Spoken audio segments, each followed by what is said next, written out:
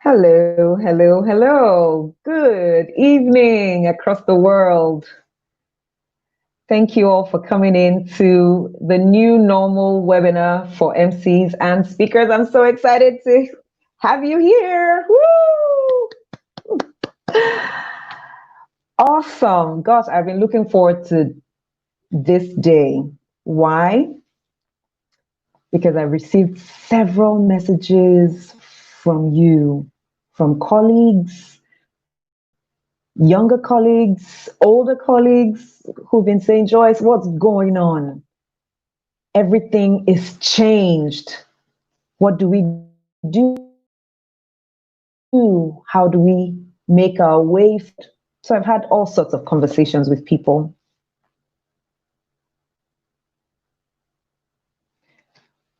But I said to reach a wider audience with punchier knowledge, more to take away, and action steps.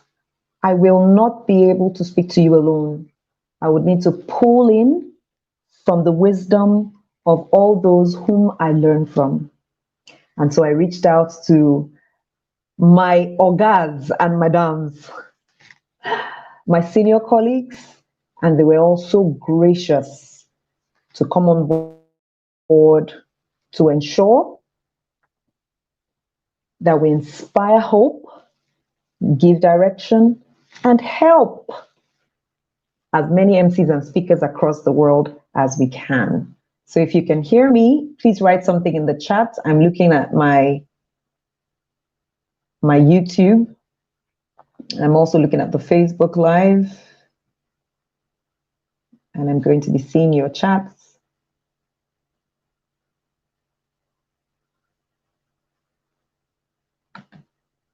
We're live. Yay.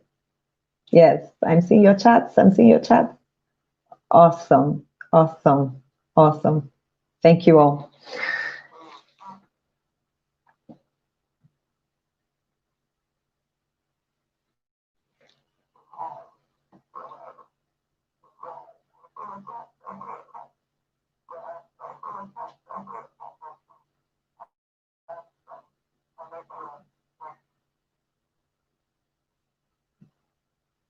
Okay. Our first speaker today, I saw him on TV in 1998, exactly 22 years ago. Since then, he's been a role model. In fact, I dare say role model number one. He is arguably the most celebrated stage personality in Nigeria. He has given voice and character to those of us in the speaking business as MCs and comedians. He is definitely the king of comedy across the world. He is the patron of Talk Academy, which is Africa's premier training school for masters of ceremonies. He is such a phenomenal human being with a large heart, and it would have been completely impossible to host this event without him. Ladies and gentlemen, I know who I'm speaking about. Join me, welcome Ali Baba Abobome.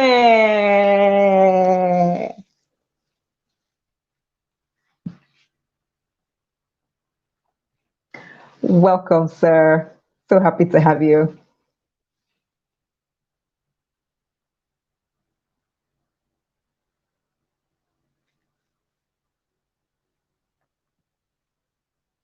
Can't hear you.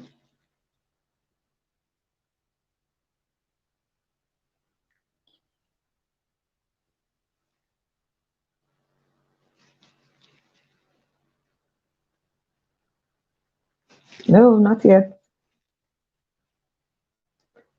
Strangely, we heard each other earlier, like 5 minutes ago. Okay, can you hear me now? Hello. Yes, loud and clear. Welcome, sir. Such an Okay. honor to have All you. right then. So I think my earpiece was not listening. All right. Okay then. Okay. Um. Please It's go like I ahead, sir. said. I'll be It's backstage. a pleasure. It's a pleasure to be here with you guys, and I'm just beyond honored. And so, what are we talking about today? It's the new normal, and we're trying to make sense of it, and so that we can all be better at what we know how to do. Uh, and from the brief that you had given me, we're going to be looking at MCs and looking at speakers and looking at event hosts.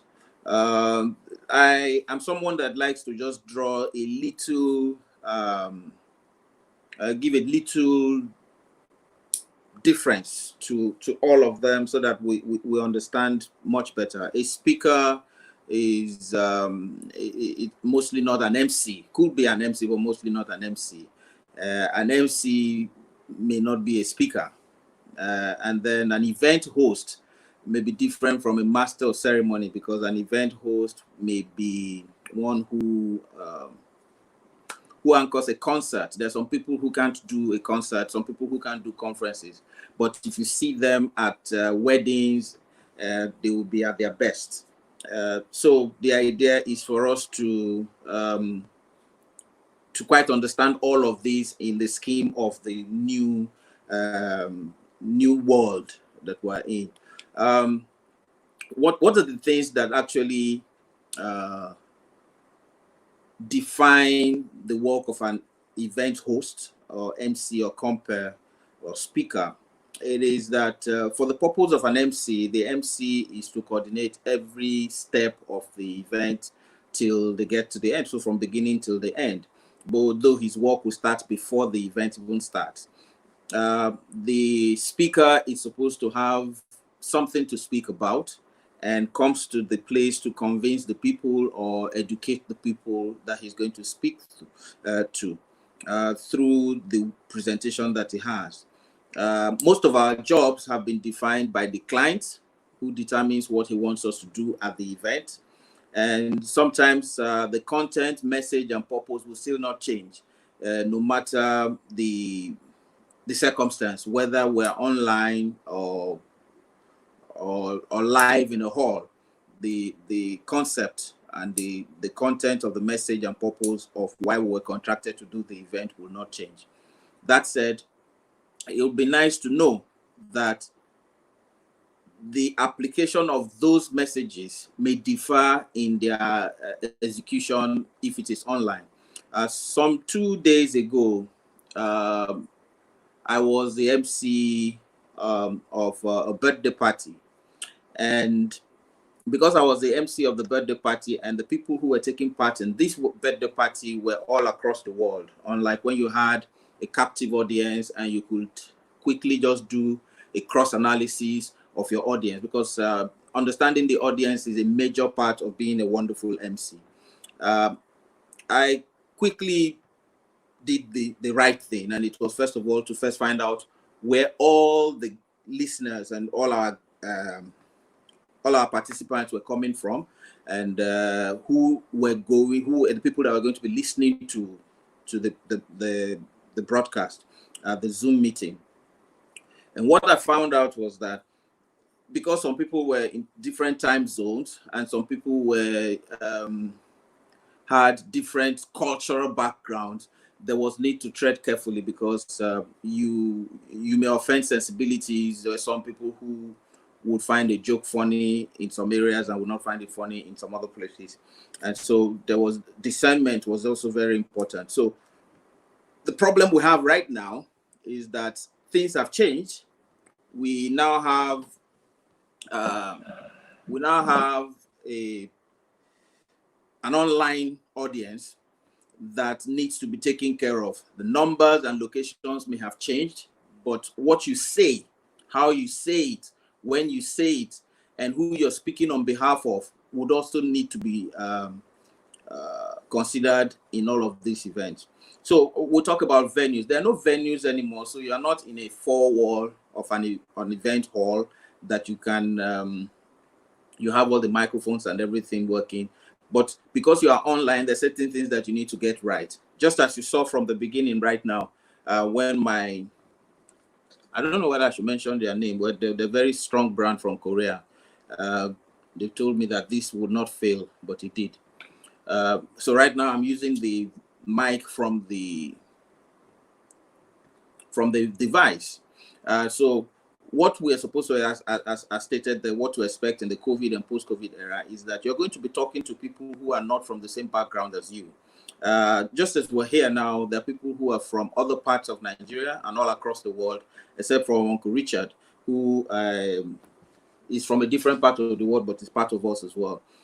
There's need to bring all of those values into your presentation, to take in the numbers of people that are on. And then because when you're working as an MC in the post-COVID era, you have to take note of sensibilities, like I mentioned. You now have to charge different fees as well. The fees that people would have paid to you when you were in a live hall, like I was talking to Richmond some days back, will be different from what you. In fact, the first time I charged my fees, I thought that I was being ripped off because the amount that we finally then settled for was the discount that I normally give for events. And because you also, I'm working on that, because you're also going to be talking to people who are from different parts of the world, especially those ones that speak English.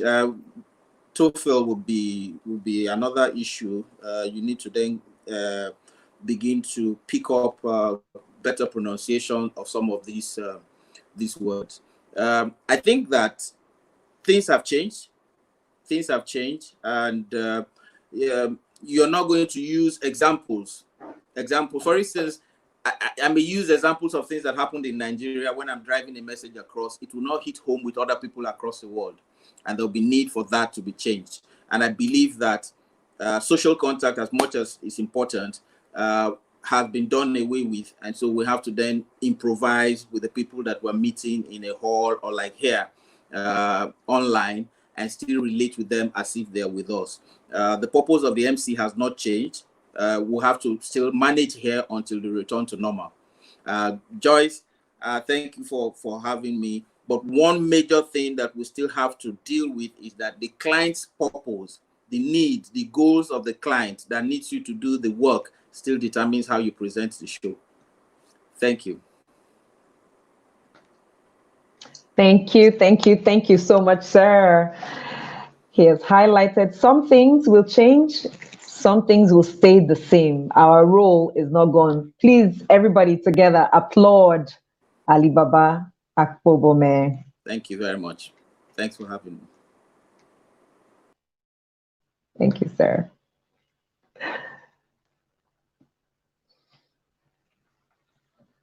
Our next speaker has authored 2 best-selling books on how to MC. Upfront, in control, you can be a wedding MC. Those books then became successful online courses called How to Be a Cutting Edge MC and the Wedding MC Masterclass. He also markets professional wedding event hosts on the MC Directory website. Many of us I know would like to be on that website. Make sure you get in touch with him to find out how to get on. His topic today is very close to my heart and to the heart of every MC. It is called Be Prepared. Please join me. Welcome, Pete Miller. Hello. Nice to be here. Are we prepared? That's such a normal thing for MCs, and I think from this strange time we find ourselves in, MCs, public speakers, presenters, they're pretty well equipped, better than a lot of other people, to ride these very strange times, because preparation is such a cornerstone of what we do. It's just one of the, my course, teaching MC, always starts with preparation. And, I get asked this question, how much preparation can you do? Well, you can never really do enough. So we are very prepared. I'm going to share my screen. Can you see that? Let's have a look here now. Share the screen. We're going to go to that one there, and let's have a look. Can you see that? I think, Joyce, you've got to do the little thing down the bottom where you see that's it. You're a good girl. Okay. Okay. So there we are, prepared. I found this quote by Albert Einstein, and for us, the new normal is difficult. It's difficult, but we've got to reinvent ourselves. And I think those looking on the call today to pivot their skills into online, well, I think one of the things that you can do is definitely reinvent the term Master of Ceremonies. And I think this is an old term, and it can be better used. Now, what Joyce is doing today, she is hosting an event live. She's an event host, and if she kind of advertised herself as a Master of Ceremonies online, it just doesn't work anymore. So I know there are people out there, even on this call, and the presenters today do call themselves Master of Ceremonies. I want to just ask them, maybe it's time to drop this old, it's been around since the 1600. There was a guy who used to work for the Pope, and he was the Master of Ceremonies. And he used to make sure all the papal occasions and functions went well. I think it's time we invented a new one. And this actually, in the Philippines, they've used event host all the time. They've never used Master of Ceremonies. And I learned it from them. And I've been using it for many years. And I'll tell you, I'll tell you a story. So when I first was asked to be an MC more than 20 years ago, they said MC, like M for Miller and C for Cat. And I thought MC meant microphone controller. And I thought, oh, okay, and that's a good term. And when I found out it was Master of Ceremonies, I thought, oh, that's a bit old-fashioned. And I've never really sort of used it that much. So it's event host MC. And if we're going to reinvent ourselves and transfer our skills online, then I would really like to see this term used. And some of us are already doing it, but I'm not going to talk about online today. I'm going to talk about live events and how they are changing. And this is the new normal. 2 microphones. There will never be one single microphone ever again. I have always had my own microphone way back when, because one of the first jobs I ever did was in a restaurant, and it was a bar, and it was a talent quest, and I was emceeing. And this microphone was so crap. It was just full of germs, and I mean, they're a germ factory, these microphones, right? And you're not going to expect a venue to clean the microphone, never. So this microphone had everything. It had alcohol, it had bacteria, probably had viruses in it. And I got a raging sore throat for 2 weeks. It took me out of work for 2 weeks from this microphone, and I swore then never, ever again would I do it. I would never again use someone else's microphone, and I never have, and I've never shared my microphone, ever.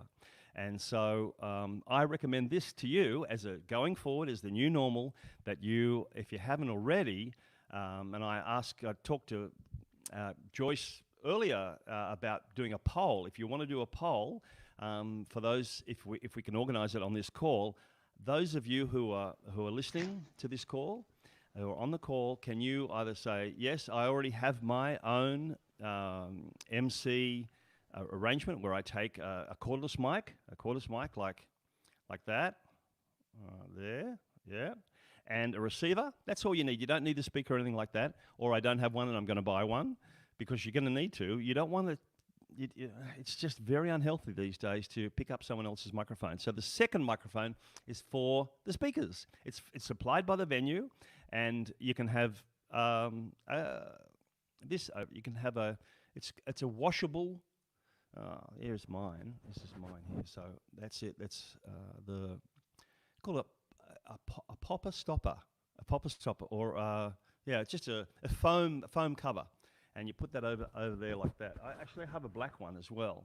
That's it there. That's it there. And these are not very expensive, right? But they're really necessary, and you can throw them away afterwards, or you can wash them. You don't kind of want to get into this situation, this situation, which is not that good. This is. I'm talking to you from Asia at the moment, and there are karaoke bars everywhere. Well, now the karaoke bars with this COVID-19 thing have said this is the new normal for them. They've said, if you want to sing at our venue, you want to do karaoke at our venue, you got to bring your own microphone. And so is it good enough for the karaoke people? I think it's good enough for EmCees as well. And but I'm never going to get up there looking with this sort of thing. For karaoke, it's fine, but not for me. And this is our Stay Safe, Save Healthy While Helpful strategy that's been developed by the MC directory, EmCees. And this is to show that the venues that we're being proactive, and we really want to make sure that we do everything right. So the role of the MC with this new protocol, the new rules and regulations that are legal, well, the role of the MC has been increased. And so we make sure that, fewer than 5% own mics. Ooh, okay. Oh, okay. Well, I'll talk a little bit about that if I have more time. I'm not sure how much time I have, because I forgot to push my timer. Anyway, you can tell me, Joyce, how much time I've got left. I'm not sure. But and tell me if you agree with this, but it's the tool. The mic is the tool we use. Like a chef has knives, and a builder has a hammer, an accountant has a calculator. I mean, it's our tool. It's our tool of trade, and we've got to get to know it. And also, if you have your own microphone, then you can rehearse with it, because I don't see that many MCs using it properly. Microphone technique, it's a really, really important part. So anyway, that's kind of all I've really got to say, but it's those two things. So change from the old term Master of Ceremonies, particularly if you're marketing yourself online, and get your own mic. Okay. Thanks, Joyce. I think I'm done. Am I done? Have I got more time? You want to ask more questions or what? Okay. Hello, Joyce. Thank you, Pete. Okay. I am sure that with all the comments I'm seeing, many people are running off to buy their microphones, their cap stoppers, and they're going to stay healthier for post-COVID and even during COVID, because we're not sure when COVID era is going to end. Yeah. So whenever Well, look, we're called to whatever size of events, we're going to go with our microphones. Thank you so much. Sure, I'll do a special thing Thank about you. microphones, and I'll send it out to the group, because it's a big question. It's a big question. Thank you.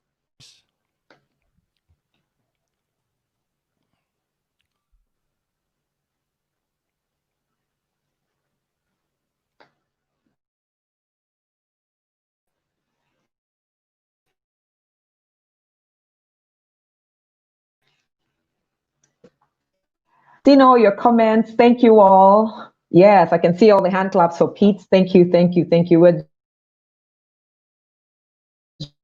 just for 2 more to go. Sit tight, get your water to drink, take a sip, take a little juice.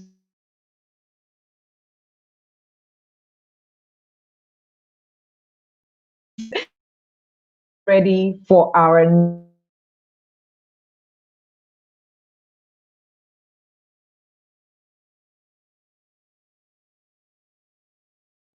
next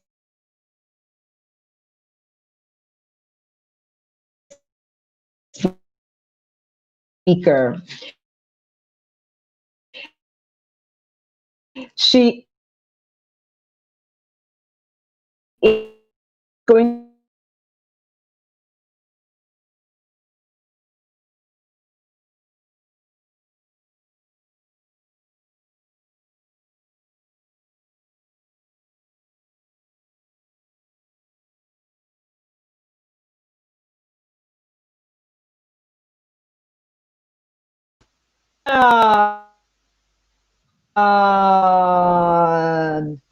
Joyce, thank you very much. I actually dropped off, or you dropped off there for a second, so I didn't hear all of the introduction. So I'm going to Hi, Gina. Welcome. Welcome. Great to see you. Great to see everyone. I think it is such a remarkable collaboration among so many different people from so many different areas of speaking, areas of emceeing. And Joyce, thank you very much for having me here. On the banner that was sent out, it did say that I'm from Ireland, and I am living in Ireland, but you can probably tell from my accent that I'm actually American. And I have had the great fortune before I began working as I do now as a speaker, keynote speaker, and a conference facilitator and MC for large galas around the world. I was a CNN journalist, so I have traveled quite extensively, and I'm grateful to say that I have worked in Nigeria with Richmond Dio Johnson. He'll be coming up later, and I've enjoyed meeting so many different people from so many different parts of the world. But like all of you, I believe, who are now listening, depending on where you are on your journey, you watched your revenue, if you are making your living completely as an MC or a speaker in live events, you watch that dry up probably in the first couple of months of March or whenever your lockdowns were beginning, where you were, maybe even earlier in parts of Asia. For me, I made my living as workshop development leader for large corporations, speakers I mentioned, conference facilitators I mentioned, or as Pete said, a live event host or an event host. And then suddenly, within a week, everything dried up. So we're going to talk about brand for a second. The first thing I did immediately after I got over the shock of what am I going to do for revenue is I worked with my web designer, and I immediately changed my website to talk about how I provide virtual training, how teams need to be supported virtually, and how events need to be facilitated, and how everyone now is a broadcaster. So what does that look like, and what does that mean? And it started changing right away. And guess what? I also started writing some titles for modules that I said I was developing: how to achieve your plan B, how to be a leader in a time of crisis, how to encourage teams virtually. And when I started getting requests, and I did, from some of the large multinationals that I had been doing in-person training with, when I got requests for them, guys and gals, I had to make up the content because I didn't have slides already prepared. I didn't have the exact flow of what I was going to do be prepared. So talking about Pete and preparation, sometimes you jump out of the airplane and you make your parachute on the way down. And in the midst of this, that's a lot of what I think is important when you're thinking what your brand is. Your brand needs to be relevant.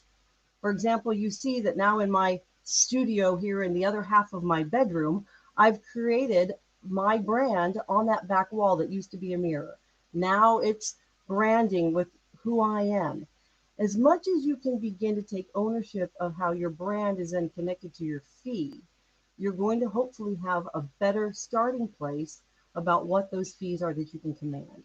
So let's talk a little bit about fee and link it back to brand.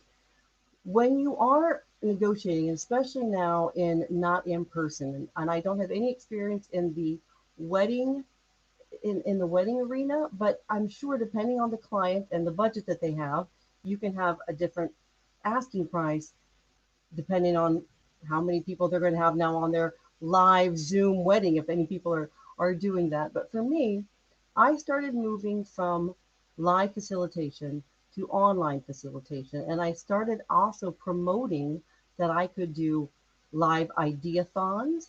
A couple large pharmaceutical companies wanted their scientists to come in together and ideate around some things. And they asked me, have you ever done a hackathon? Yes, in person.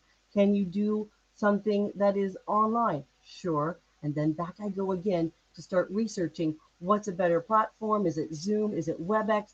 What are the ways to do breakout rooms? How can I make this nimble and exciting? How can I layer on competition? Because the more that you can be comfortable with and you can offer to the client as part of what you provide for that service, then of course, the higher that you can begin your negotiation. So you say, for example, if you're going to be facilitating, I always offer, because I provide training and coaching for speakers, I always say if you're going to have panelists, I can build that in as part of my fee. Then the fee becomes greater. I always base my fee on value, not on an hour. So for example, my workshops, my virtual workshops, I've been able, I'll tell you the numbers in euros. You can try to put it out to whichever translation works for where you are. Right now, my half days used to be about 4,000 euros.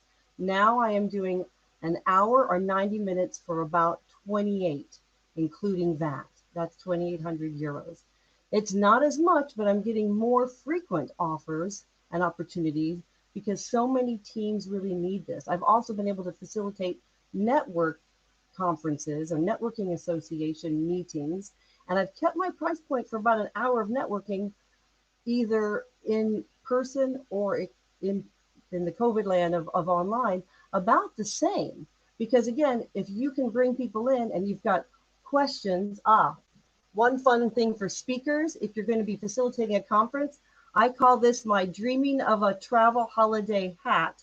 And I put everybody who's going to be in the meeting or in the conference, I put their names in here. So I help facilitate questions. So I'm not just relying upon the chat if there isn't a lot of chat. As much as you can add to what it is you bring. And then you can make sure that you are crafting your brand, your high level background, the offerings that you bring, and linking that with a price. If you can ask what their budget is first, and then if they hedge, go high so you can settle down and have some room for negotiation. Don't start low. Get practiced about how you speak your numbers so that you don't choke when you're asked. Final thought, if you'd like to connect with me, I know we're going to have some time with Q&A afterwards, but I do have a communications leadership platform that I'm proud to announce is called thelanguageofleadership.org. Your brand, your money, together. I hope that this helps you achieve where you want to go.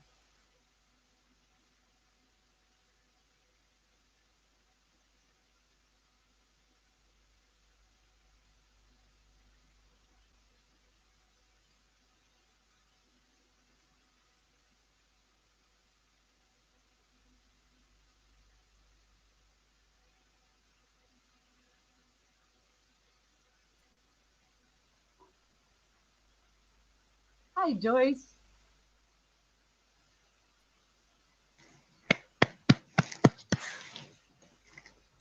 Thank you, Gina.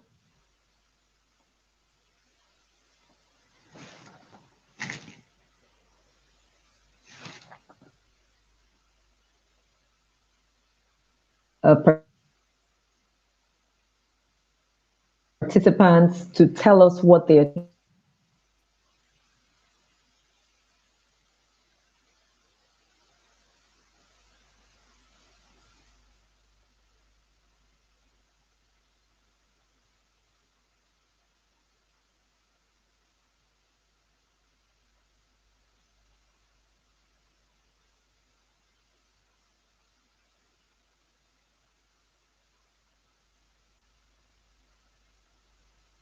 It looks like I'm on here without Joyce, so why don't I fill for a second if I could. One thing to remind you when you are booked, that if you are booking in and you're going to be speaking, a lot of my experiences now, they're pre-sending out materials through delivery to some of the participants.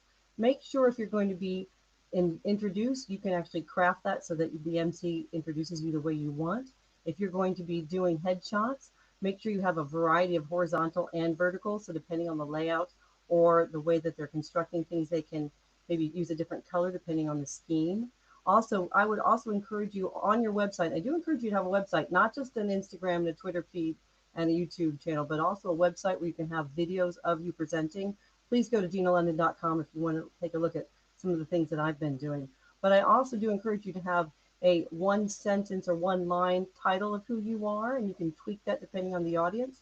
I'd also encourage you to have a micro bio, like a couple sentences, and then that longer couple of paragraphs, depending on the publication or the online version that they might use of it. But you want to control that. The whole point of brand is, as much as you can, you control how they're perceiving you. And that then, as I mentioned, links back to the number that you can ask and hopefully receive.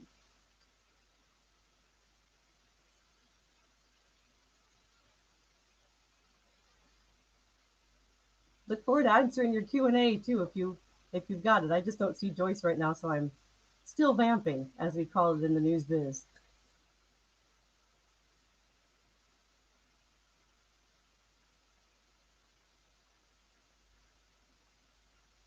Back when I was with CNN, they'd have someone in your earpiece and they would be telling you in the control room, stretch, stretch, keep going, dance. Or then if you were in the middle of going on and all of a sudden they got the control, the technical difficulties reached out, then they would, or worked out, then they would say in your rap, we're tossing to someone else now. So you had to be on your feet and you had to look calm the whole time, no matter what you were hearing on in your earpiece. But of course here, we don't have earpieces. We have just looking at the screen and we're seeing how it's going. And what I love about the ability to be online with a lot of people in a webinar like this, and this is part of your ability as a facilitator or as an MC, is to be able to keep that presence and keep that composure. And that's something that when you're the facilitator, you need to keep that in line. And by the way, even if you're not the facilitator, if you're a panelist, it's important that you still look and feel and give that sense to your audience that you're in poise and that you're comfortable. And I see Joyce is back up with us now. Great to see you again, Joyce. Gina, you are a star. You are a star. Thank you, thank you, thank you. This is the post-COVID world, though.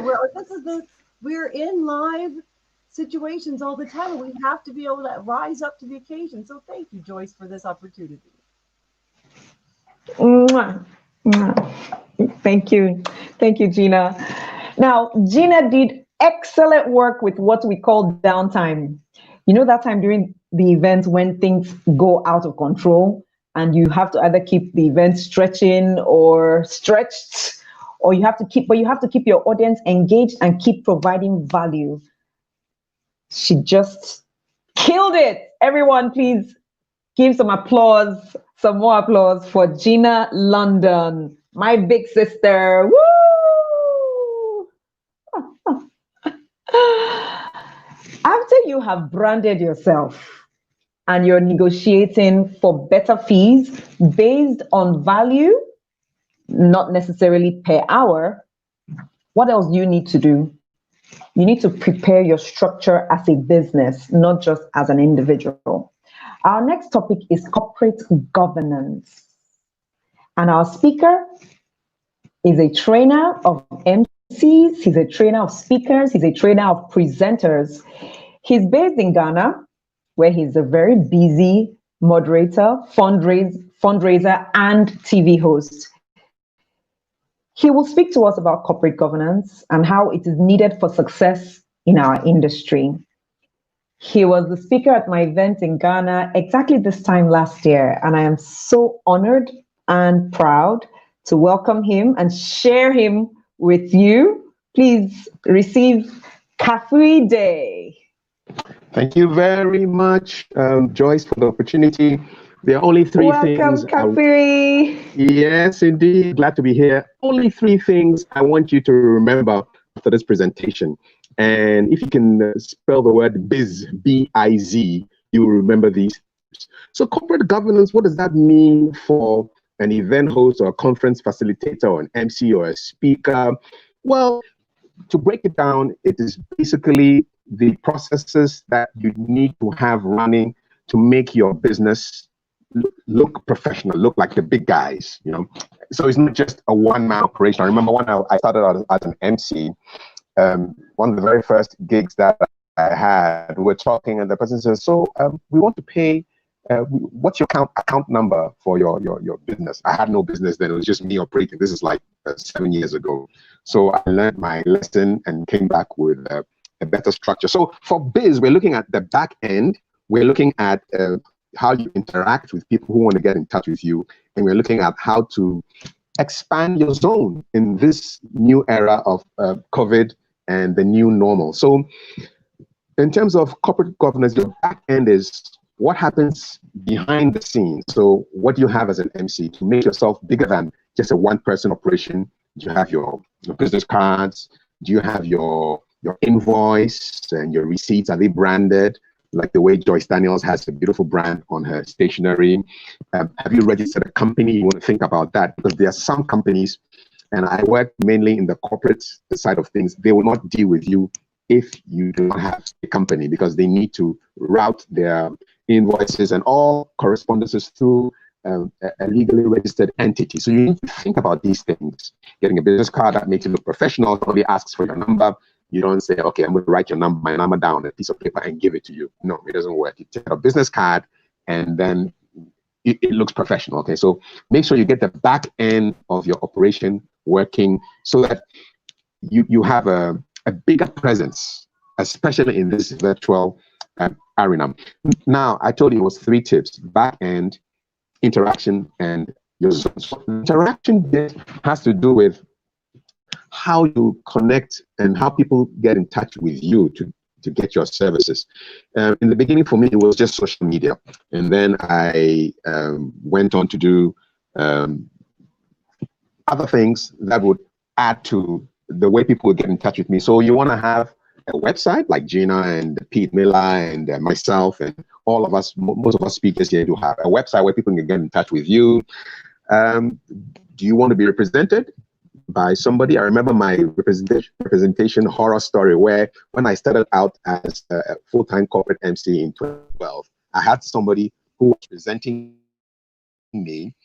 And after 2 months, I found out that she was pocketing 90% of the fee that she was taking from me. And so I decided to represent myself. But there may be an opportunity where you can contact you through that agency. That's an option that you want to think about. Now, for your events, how do you work on your pictures and the communication and communicating your brand? In the early days, well, it was just my phone and selfies, or get somebody to take a photo of you on stage so that you can upload it on your website. But these days, I have a personal photographer. You want to think about that. You invest in one who can take care of all your images. If you're doing deliveries of your books within your locality, you may hard copies. You may want to think about getting a courier service. I just used one yesterday to deliver books all around Accra yesterday. So you want to think about that, and that helps you to give you a professional feel to your business as an event host or an MC or a speaker. And now to the third tip that I wanted to leave you with, and that's how to expand from your zone. You know, in Ghana, in Nigeria, and other parts of Africa, we have what we call the village or the local champions. So you are a big person, but only in your small corner of the world. Now you want to make sure that you expand, because it's a virtual world now. Yesterday, I was doing a book launch where we had people from Haiti, the USA, from Europe, from Asia, from Africa. Everybody was there. Different people, 100 people from all around the world. And so you want to connect to the people beyond your space. So you start with social media, but you want to think about getting a blog, maybe writing books like Pete Miller and Joyce have done, doing seminars. I do a lot of training seminars now for presenters, speakers, MCs. You can do training. You can do an online course. I just finished doing one on public speaking and stage fright, which will be launched pretty soon. I'll let you guys know about it. You can work on podcasts and just basically expand your zone so that you are accessible to the entire world and not just your little locality. So those are the 3 tips I want to leave you with. Work on your back end, work on how people will interact with you, and then work on expanding your zone of influence. And that takes care of the biz part of our work, which is to be the greatest conference facilitators, event hosts, MCs, and speakers as we can possibly be. And with that, I hand over back to the effervescent Joyce Daniels.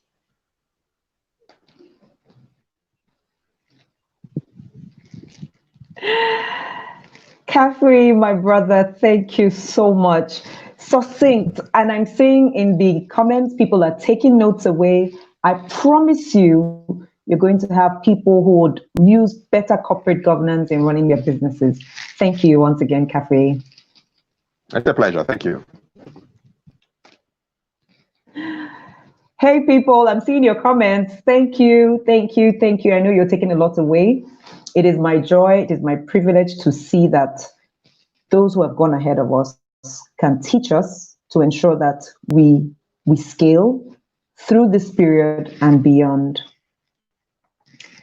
I want to say thank you for being here, committing to the improvement of your business. At the end of the event, at the very end after the question and answer session, there will be a big announcement and a number of people are going to win a few things. So please stick around. Our next MC is all the way in Japan, where she is from. She speaks her local language of Japanese. She speaks French. She speaks English. She specializes in hosting events across the world. She has hosted some events like the G7 Summit in Japan, the Tokyo International Film Festival, and the Rugby World Cup in 2019. She ought to have been hosting the Tokyo Olympics this year. In fact, right about this time, but for COVID. So, well, we'll watch and see what happens. So she's speaking about new frontiers. What are new things to explore now that we're going through a season like this? She'll be talking to us about how to pivot our on-stage skills to meet new demands in the event industry. She's also the voice of Google Japan. Yay, join me, welcome Miho Noguchi.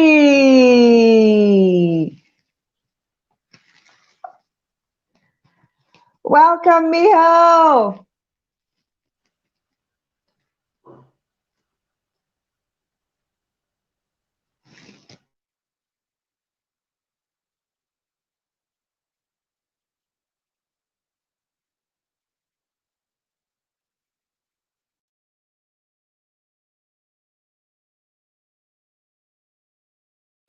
All right. Can you hear me okay?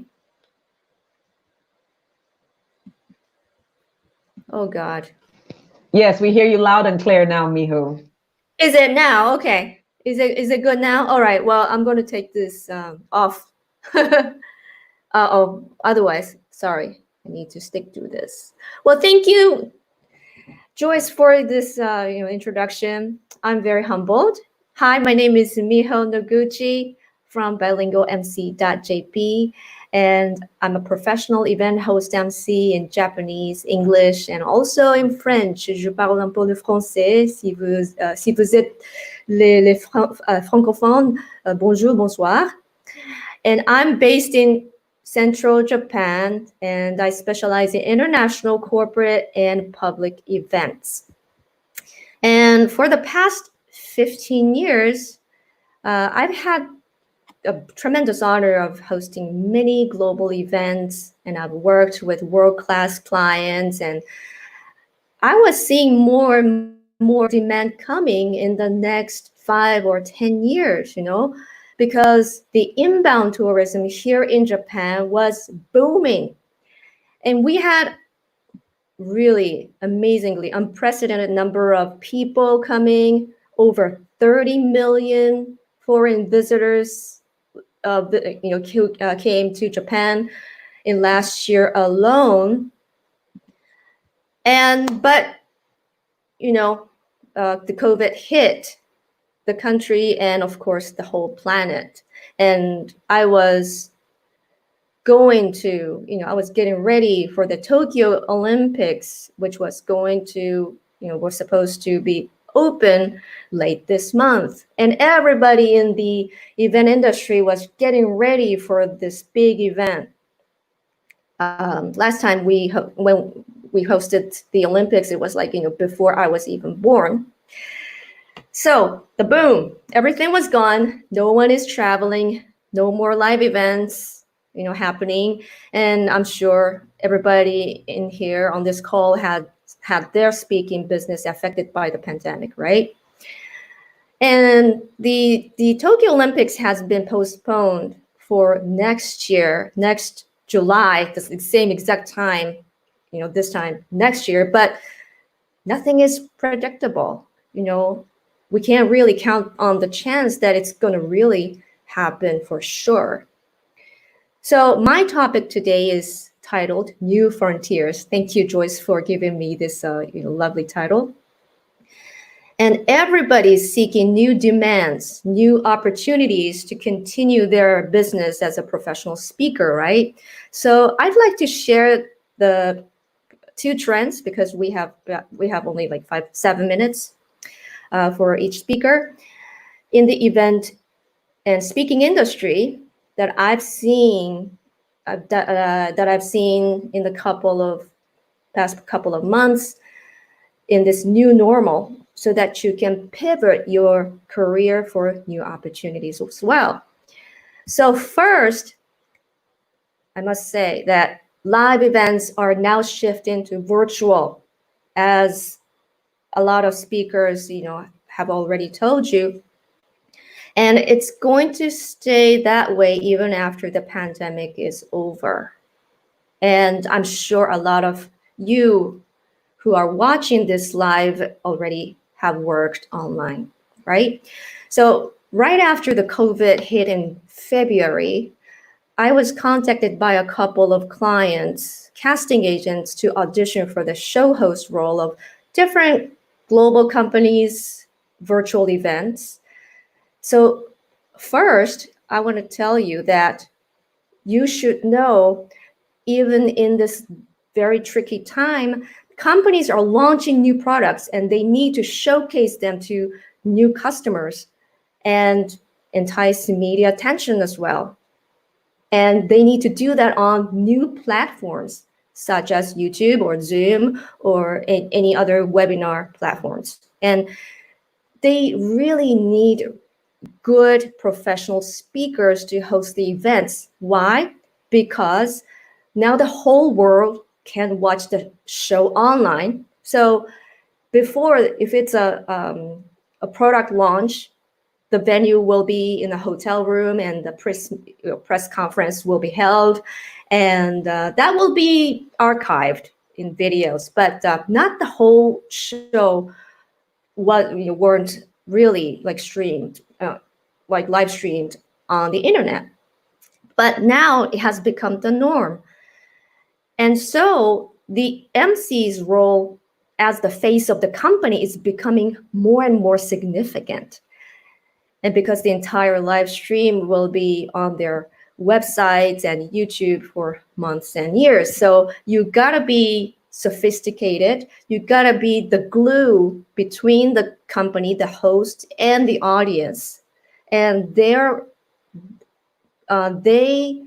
organize their events for bigger reasons. They just don't organize events for people to just mingle, but they need to sell, they need to promote, and they need to have like stronger brands. So back to my job leads. I told you I had a couple of job leads, and I auditioned for the show hosting for Nissan, the automobile company's digital world premiere of their new vehicle, which is gonna go live very soon.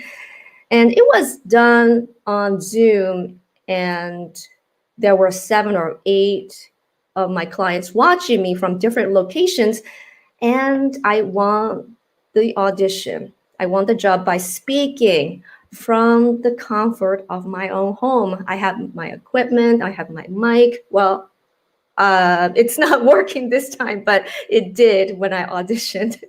But so although I needed to go to Yokohama for the actual shooting, there are many virtual events like conducted entirely online with virtual hosts speaking from their home studios. So this is a huge opportunity for everyone here who's watching this virtual summit, because this means you have a chance to work from home for someone whose events are taking place in other countries. And the second trend that I'm seeing in the couple of months in the past is that more and more company executives or people in general, they are more conscious of the way they speak, and they want to improve their public speaking skills because everything they do in their keynotes or on their YouTube channels, in their videos, when they look at them and watch everything, they get sick of it.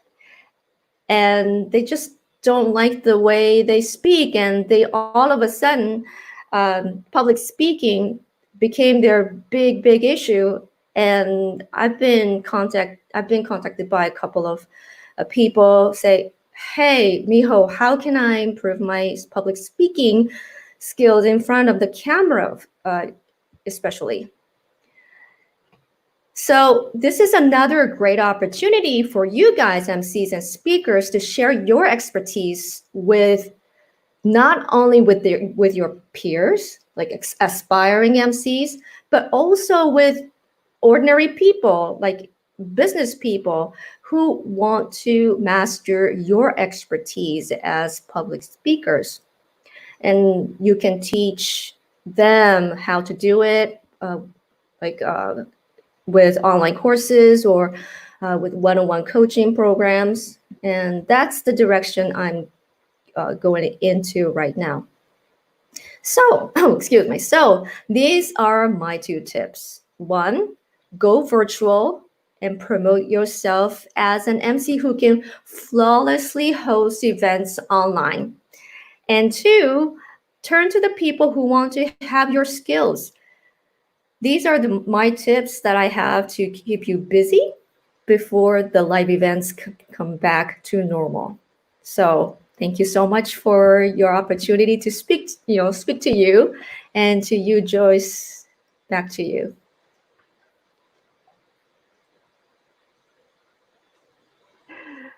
Thank you, Miho.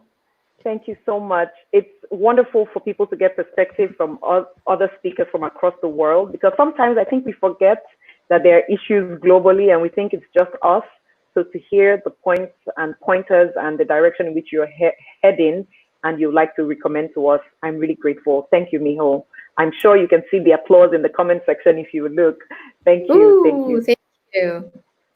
Yes. And we can't wait to have you live in Nigeria post-COVID.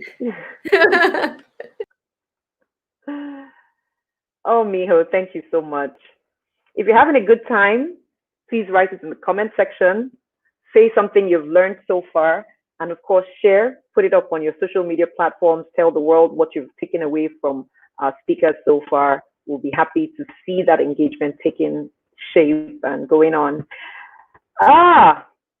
Last year, I was contacted by a friend that I had never met, all the way from Ghana. And from being a friend, within a few weeks, we became brother and sister. And in about a month plus or 2, I was in Ghana to host an event at his instance.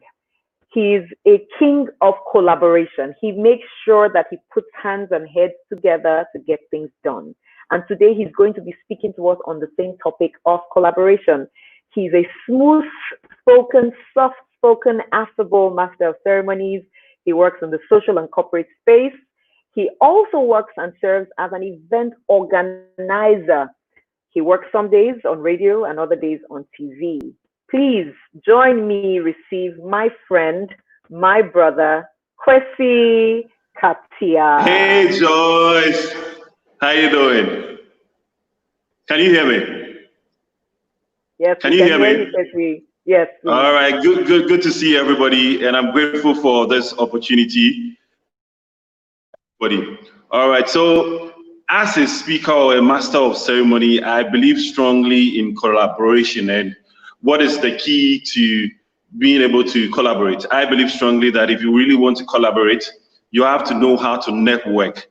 As a speaker or a master of ceremony, you need to learn trends. You need to be able to reach out to other people, not just within your zone, but to be able to reach out to other people outside your zone. By doing that, you get to learn what they're doing that is going right for them or is making them successful. then you can be able to apply it within your region, and that gives you value. So the first time I saw stuff by Joyce, I got very much in love with her stuff, and then I decided to reach out to Joyce. When I reached out to Joyce, we connected from there, and then from then on, we moved on into putting together, a project that would enhance the work of EmCees here in Ghana. And then she came to Ghana and then worked out. From there, we built a Nigerian-Ghanaian friendship, and it's working better, and we're growing from there. And today, look at the number of great EmCees and speakers that we have on our virtual meeting right now. So it's all part of collaborating. You collaborate with people, and so that you can learn from the things that they are doing that's working for them, so that you can also apply that to your craft, and you grow from there. And one of the key things is you don't just collaborate, but you collaborate so that you can share and learn. These are the two things actually that I think when I think about collaboration, it comes to mind. So make sure that as a speaker or a master of ceremony, you reach out to other people that are doing wonderfully out there, or they are doing things that you think you can learn from them. Reach out to them. When you Google speakers or master of ceremonies, this will give you the opportunity to actually find out people that are doing things that you are also doing, and then collaborate with them. By doing that, you actually open up yourself to grow.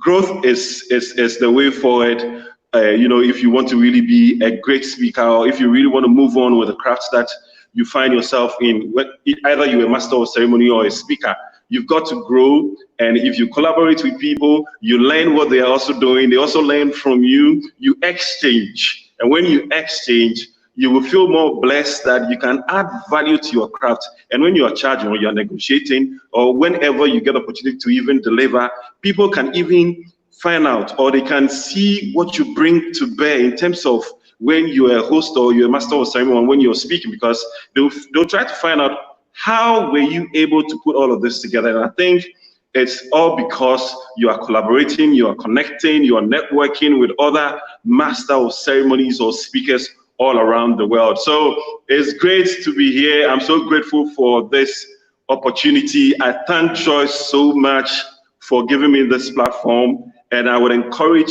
each and every one of you watching us now that as you are listening to everyone here on this very platform, make sure that you connect with each and every one of us so that we can all grow and help each other. We are in a season where our jobs are not really going on the way that we expect it to go. But this is the time for us to be each other's keeper as we collaborate with each other. Thank you all very much, Joyce. Back to you.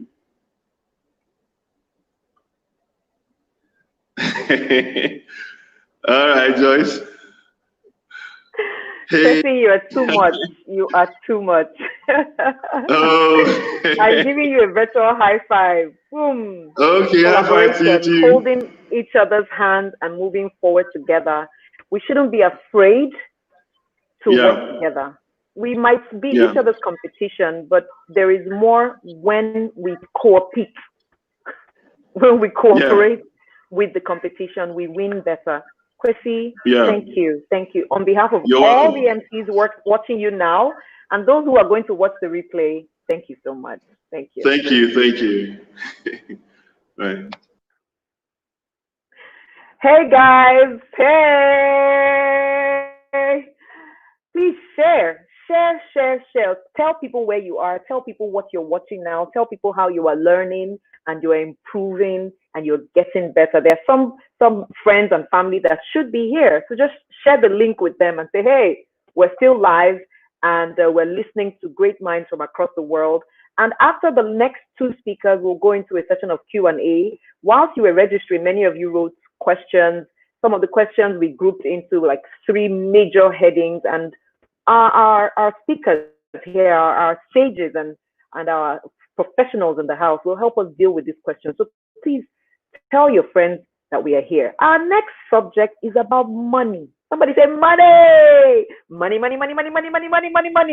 Money and income generation. Not just income generation, but income retention. Pre-COVID, many of us were earning, but didn't know how to retain or conserve money. So now we are running on lower, smaller but there is hope. We are still going to generate. And what are other ways we could generate funds? Our speaker is an exquisite talk service provider. He's also known as the voice of oil and gas in Nigeria. He's a remarkable orator. He gives toward the cause of developing up and coming talent. He is my brother and my friend. He has the voice of God, if I dare say. Please receive with me Richmond today. Wow, amazing, Joyce. Welcome. Can you hear me? Loud and clear. Yes, sir. Awesome. Awesome. All right. So good evening, distinguished ladies and gentlemen on this call. It's a privilege to be sharing this virtual stage with some of the people I respect the most in this industry. Our DJ, Alibaba, and all the others, I salute all of you.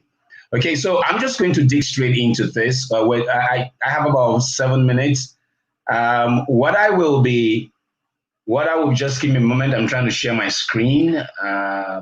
What am I looking for? This one here. There you go. Beginning. Okay, Joyce, confirm you can still see me or you can see my slides.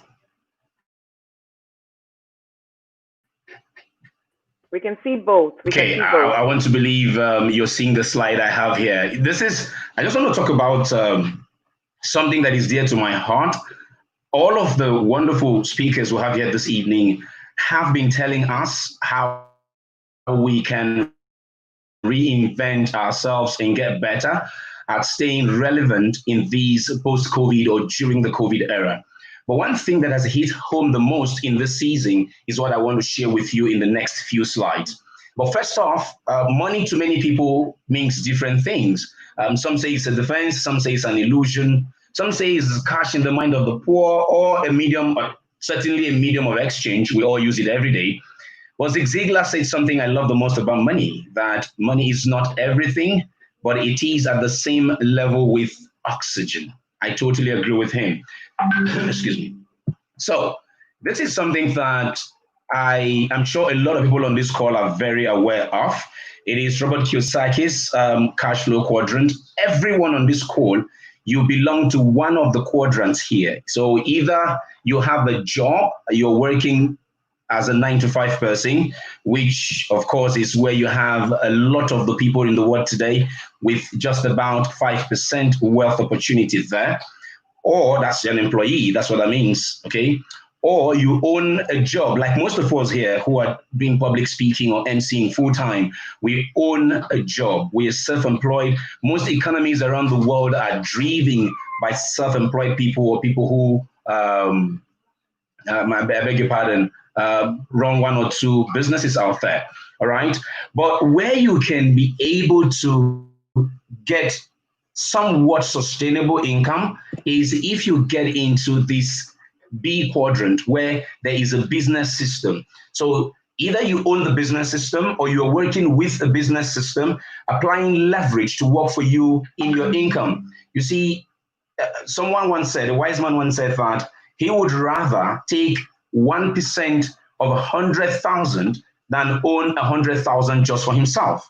Now, the business system is something that we should all begin to tilt towards, okay? Well, finally, in the cash flow quadrant, Kiyosaki tells us that we have the investment part of it, where a lot of the people in the world today belong to. The Dangotes of this world, the Mark Zuckerbergs, and what have you, belong in this investment quadrant where they own investment, and I don't want to waste so much of our time in that regard. Now, continuing, I just wanted to leave this here for us to understand that everyone here on this call, you belong to one of these quadrants, especially in the E, the S, or a few might be in the B quadrant, all right? This is something I love so much from Warren Buffett. He says, if you don't find a way to make money while you sleep, you would work until you die. Now, if you take that with Zig Ziglar's quote on money being oxygen, you agree with me that with all the things my distinguished speakers have said here before it got my turn, fact is, we all need to find a way to keep making money, which brings me to what I want to share with you. This is where I was going all the time, residual income. Now, why is this important? This is important because think about it.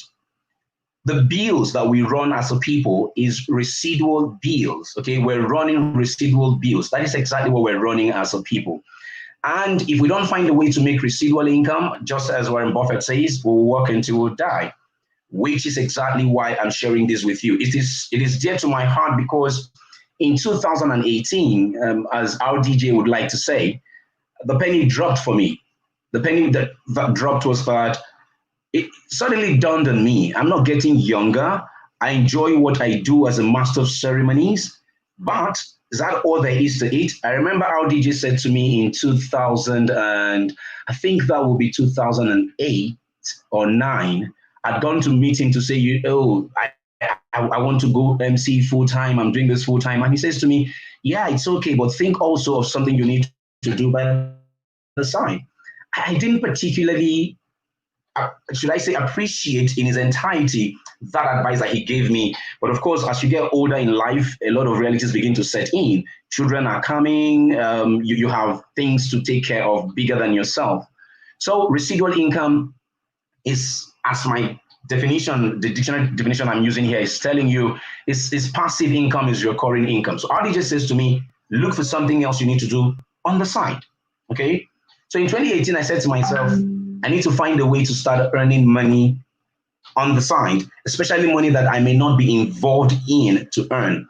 So there's a gentleman who says that your money you're making today as an MC, that money you're making in dollars or in whatever currency you're making it, is a standalone dollar. But the residual income dollar is a kind of dollar that you need to be aiming at, because it's not standalone. A lot of leverage is applied in there. So it's money you earn long after active work has been completed, and then your income generators when you are no longer on the clock. This gives you absolute financial freedom. Now, the time is not enough this evening to talk about the sources of residual income. You see, one thing is a fact, and that fact is this. As I bring this to a close, I mean, Joyce, I can't see your screen. I'll just quickly stop sharing so I can see you. Now, one thing is a fact, and that fact is this. Regardless of what is happening in the world today, we all need to rise from COVID-19 with a great opportunity. So the sources of residual income, there are many of them. You could think of real estate. I can't go into that. I have one slide I will just leave as I close this. You have real estate. You have what you can do in the finance market when you want to talk about residual income. And you have books like Joyce, like Pete's, and Alibaba, and a host, a few, a lot of them have written books. Now, every time those books are sold, they earn residual income. If you have an online material, like a training course, like Kafi has also said that, I think Gina said that, Pete also said that. If you have an online material, a training course like that, every time it is, you do it once. See, that's residual income. You do it once, and every time it is bought, you earn income. Okay, now you also need to look for other means to earn it, such that you don't have to be the one doing the job to earn that income. So I think I'm just going to stop sharing one moment and just I hope. Okay, so there you have it. Okay, there you go. All right. So that's the whole idea. Okay, I see you, Joyce. Brilliant. Okay, so that's the whole idea of what this is. You see, if you don't find a way to make money that you're not always involved for the money to come in, we will continue to struggle. Okay, thinking of or talking about retaining or keeping the money. As I said, there are a lot of investments you can do, whether you make them from your online courses or the books you're writing from some other sources.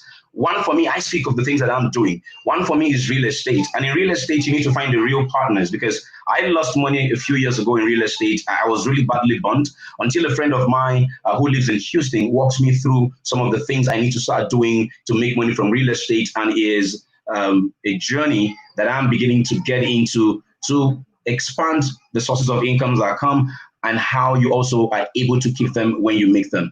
But if there's anything you take away from what I'm sharing with you this evening, is you've got to find a way to start making residual income. It is very, very pertinent, very, very important that we all start making residual income. Joyce, I think I'm done.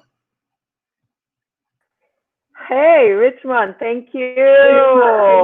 Woo!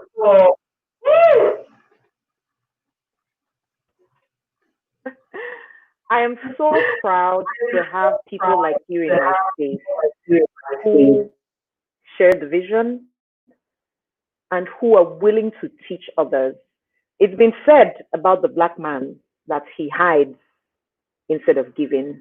You've proven, yourself and all the other speakers have proven that it's not true. We give and we want to see others lifted. Richmond, thank you, and thank you again. Whew! I'm happy. I am so happy. I am so excited because I know that you who took your time to register and click in here today, your business is better. Some of the things you're hearing today are reminders of from within you that you might have forgotten about or you might have discarded, or you're going to pick them up and you're going to run a better race. So congratulations to you. Our final speaker tonight, before we go into the question and answer session, is somebody I call father. And not many people get that word from me. In fact, I think with him, this is the first time I could call somebody my mentor, not just my role model or my hero, my mentor, because he holds my hand to as little tiny, teeny, weeny, gritty details as correcting my grammar till date. He'll say, Joyce, it is at 2 p.m., not by 2 p.m. He's a father to me. I was privileged to be there with him last year when he retired from being a master of ceremonies after serving gallantly for 40 years. He says, Joyce, I am now a grandfather. There are other things I want to do, and I'll leave it to you, the younger ones. I am so glad to share him with you. He's a bank of wisdom. Please join me, receive the one and the only Richie Dyer Johnson. The stage. Thank you very much, Joyce. And I'll also say a big thank you to all my wonderful colleagues who have so glowingly shared from their knowledge and from their fountain of wisdom. As you all know, that one of the greatest impediments to growth is not ignorance, but the illusion of knowledge. And knowledge in every field will double every 5 years. But with COVID-19, we've now seen that knowledge has doubled so rapidly that if you're not updating your knowledge or upscaling yourself, you would soon become an expert in that industry that unfortunately doesn't exist anymore. I was going through the newspapers here in England yesterday, and I came across a story that said that 75,000 weddings and ceremonies have been postponed this year. No prizes for guessing why. They've been postponed, not cancelled, which means these ceremonies will show up in one form or the other within the next year or so. They're not going to show up in the way you expected them to, because there will definitely be modifications. And where there are modifications, as the previous speakers have said, you also have to be prepared and modify first your thinking, then your behavior. Having listened to other speakers, and I am putting myself in the shoes of the thousands of people who are joining us from the 40 countries the world over, there is a 3-letter word that would constantly nag you. All these things are possible, but I don't have the skill. It is possible for me, according to Gina, to rebrand myself, but I can't afford a new website. I'd like to write a book, but I don't know enough. That's self-doubt. I really want to become more commercially attractive, but I don't have the resources like Richmond does to invest in property in Houston, Texas. The word but is a 3-letter word that will continue to haunt you. Unfortunately, it has no other power than the one that you give it. But can propel you, but can also repel you. But will make you hide. But the fact that you don't want to be poor would also propel you. So I want us to use that word but as a propellant that would push us forward to look at things from a slightly different perspective. It is clear that nothing is going to change except we change ourselves. We need to change the way we think, because whether we like it or not, no one's going to invite us to those venues like they used to. Ali Baba touched on the importance of learning how to communicate effectively. For those who now know that it is possible for you to be in your front room, have a virtual screen, and be able to moderate a conference or an event in any part of the world, it means there are more opportunities for us today than ever before. But what sort of person must you be to be that sought after person in Argentina, in Japan, in Korea, in Ghana and Rwanda, in Nigeria, in Ghana, in France, or wherever you might be joining us at this live event? What new skills, talents, and attitudes and aptitudes must you bring to the table? It all starts in the mind.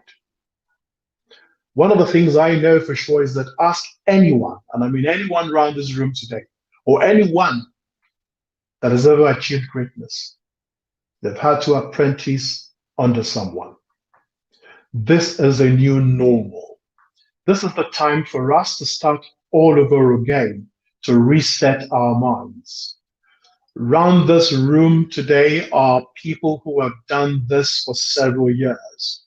And I'm speaking because I know that they are willing to open their doors to help coach, train, and mentor those who want to come behind. But the thing is this: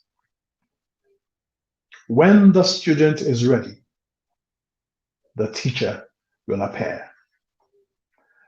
We are all endowed with 4 endowments as human beings. One is self-awareness, knowing not necessarily your weaknesses, but your strengths. And that is the foundation upon which everything else you're going to do will be built on. The other is your conscience. That is your moral compass to ensure that there's credibility and the maintenance of integrity, both in the making and in the keeping of your commitments. The third one, which is also important, is the independent will. That is the power to choose, power to respond, and power to change. That power is within your hands. That power to decide what you want to do going forward. You can initiate it. The last one, and I'm going to quote Albert Einstein when he said, "Live out of your imagination and not out of your history." He said, your imagination is a preview of life's coming attractions. So the preview of the attractions coming, how can you make yourself more commercially attractive? What must you do differently now to become more commercially attractive tomorrow? You must be willing to do the things that other people will not do, so that you can have tomorrow those things they will not have. Very many years ago, I worked on the radio as a radio DJ, and they called me Sigmund Esco Jackie Richie Dio Johnson, the Hoochie Coochie Man, the Pandora Heebie sitting at the dock of the bay. Loving you is my aim, and doing it good to you is my claim to fame. I am the guy that spreads the peace, the love, and happiness. The main machine, once known as 2 tons of love, while my lovely wife sitting 2 feet away from me here, now called a numero uno, the man of presence. Joyce, thank you very kindly for this wonderful opportunity. Because whatever we do for ourselves, we're going to take to the grave. But whatever we do for others, we're going to leave behind. Cheers.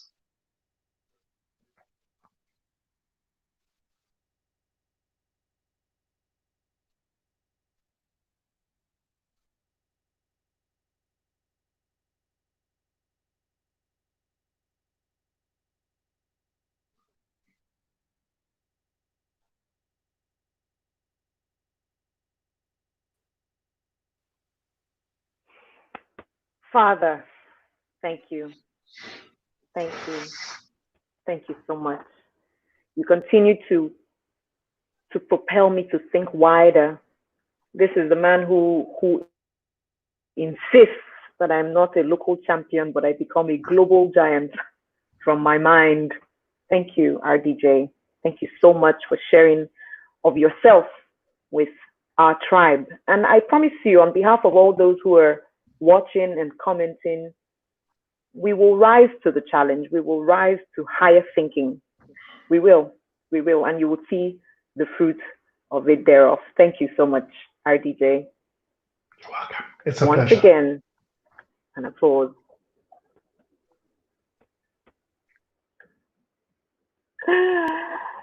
Wow, I'm having the time of my year. Someone said COVID is dealing with us, and I said we're going to deal with COVID right back because we're not going to give up. We're unbreakable, unshakable. We are titanium.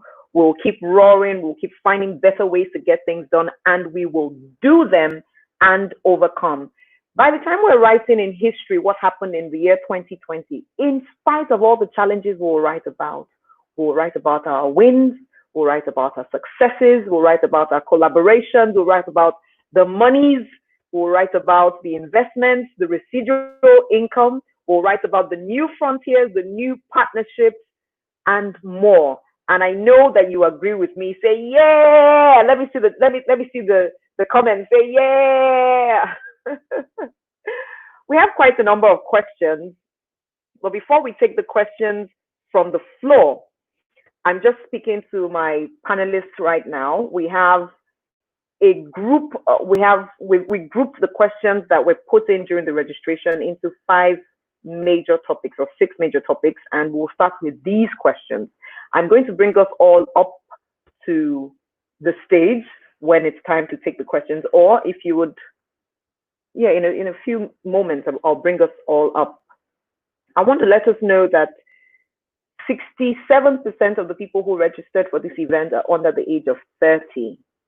And so we have more young people than the people above 30.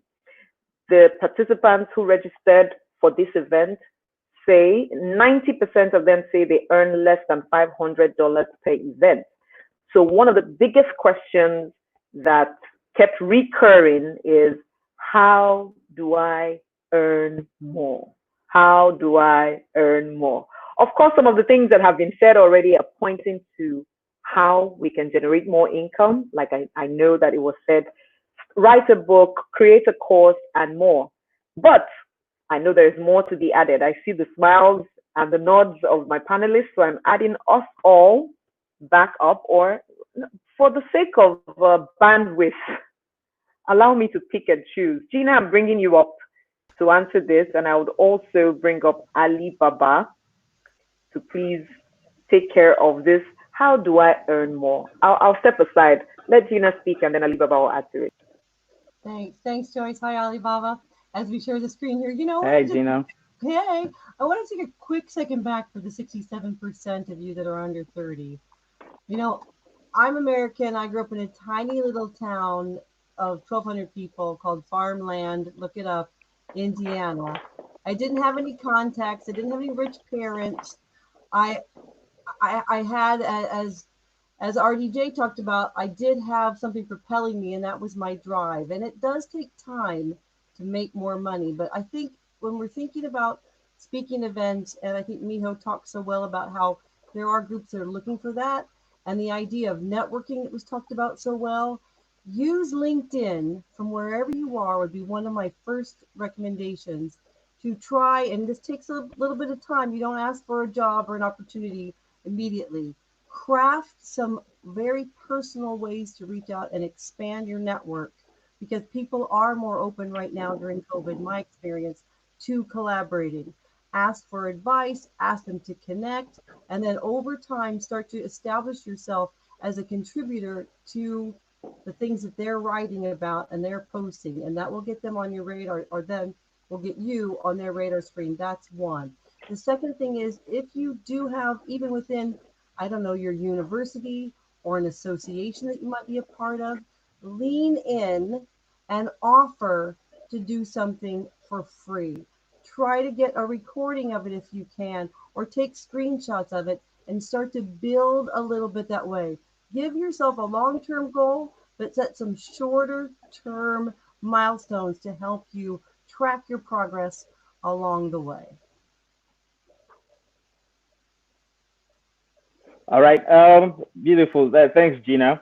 Um, for those of you who are listening now, I'll be talking to you too from the experience that I've garnered over 32 years. And so the first thing that I will say, like she mentioned, is networking. Uh, First, before you start networking, you need to know the value of the people you're networking with. You do not start networking with farmers when you are a tailor. You do not start networking with people. So the people you should network with people who can add value to your business, who can bring you more opportunities. I say that because if you are a scout, and if you're a scout and you're looking for footballers, you don't start networking with swimmers. You need to then relate more with people who can add value to you. The other thing is that when you're negotiating, do not negotiate with the going price. Don't say, oh, this is what is obtainable in the market. This is what. Always negotiate with values that you bring onto the table. When you negotiate with values that you bring onto the table, the client can always connect with that. The client will connect with the values that you're bringing to the table, which is why I would like you guys to write this down. A, B, C, D, above and beyond the call of duty. Always give above and beyond the call of duty, A, B, C, D. The reason for that is most times people go, as MCs or event hosts, you get to a place that you're working at and you're just concentrating strictly on announcing the next event. You forget that the caterers, everyone that works in the place is under your purview. And so what you need to do is bring yourself to bear on everything. Help people who are coming to speak, to give them some words to start with. And as for an event host, do not continue to sound repetitive. Do not say, at this point, we would like to invite this person to speak. And when you're bringing the next person on, you say, at this point, we'd like to invite the next person to speak. You should look at Joy smiling. You should be. I remember when she was writing her book, and she came to the office, and I was talking to her, and Jess would just be nodding. Okay, so the thing is, you need to know that everybody that comes to speak is not a professional. So most times, before you bring the people to speak, you need to wet the ground and give them a lot more to sink into. So they walk into a room that you have glorified and you have built up, and you make them feel very comfortable in it. Some of those things then make your value go up.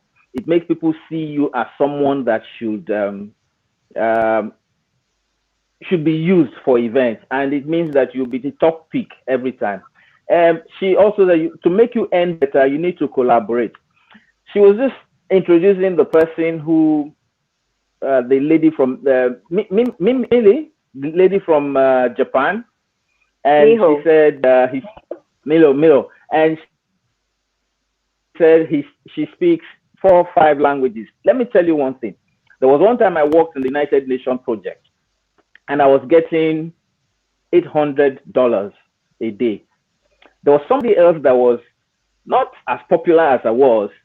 I was getting $2,000 a day. And found out that the rascal was speaking Spanish, French, and German. And there I was thinking that since I spoke English, I was better than him, because back home I could earn better than him. But the guy had a better international nomenclature. He had a better international dynamic. So what you need to do to increase your value, it's not about sinking into your home base. So your comfort zone will not make you earn a lot more. You need to step out of your comfort zone to earn a lot more. So you need to begin to develop yourself in that direction. And please, when you, one other way to earn a lot more, it's tricky, but it's to turn down values that are lower than your fees that are lower than your value. Turn down fees that are lower than your value. We know it's a very hard time, but if you continue to take fees that are lower than the value that you are offering, then you are putting pearls before swine. And if you put your pearls before swine, they would not know the value. It is different from working pro bono. If you work pro bono for some clients, they will value it more than paying you peanuts. If you work pro bono, they can't value the cost of what you have done. But the day you tell them that event that I did for you for free, I actually charged $10,000 for it. It will make more sense to them than if you had taken, okay, because I don't want to give me 200,000 or 10,000 or something, because there's a difference between working pro bono and getting an honorarium. And do not make it a constant. Do not take honorarium all the time, because it will continue to bring down your value. What happens is that prices get around, and prices get around because people will tell other people how much you charge. If you have friends, you always want to find out how much they bought something. So you ask somebody, oh, how much did you get this? And he says, oh, $200. And then you go to meet the person and say, I need it. And the person says, oh, $500. You're like, oh, no, hey, hold on. Somebody paid $200 for this same thing that you're offering to me. You have to justify why you collected $200 for that person every time. But if they know that your fee is $500, but because of business relationships, you can bring it down, you will begin to earn a lot more.